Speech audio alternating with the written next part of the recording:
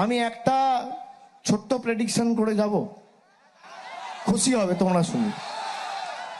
আমি 2024-এও এসে এইখানে, ঠিক এইখানে দাঁড়িয়ে আমি বলেছিলাম, আমার মনে আছে, এই মাটিতে যা বলি তা হয়, মাটির ভালোবাসা।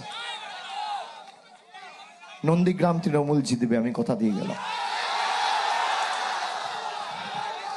4 তারিখ দেখা হবে, সবুজ আবির খেলতে পারলে আসবো, পান্নাদাকে জেতাও, শামীম সর্বক্ষণের এখানে দায় দায়িত্বে থাকবে, আর আমার নজরদারি তো সবার উপর রয়েছে।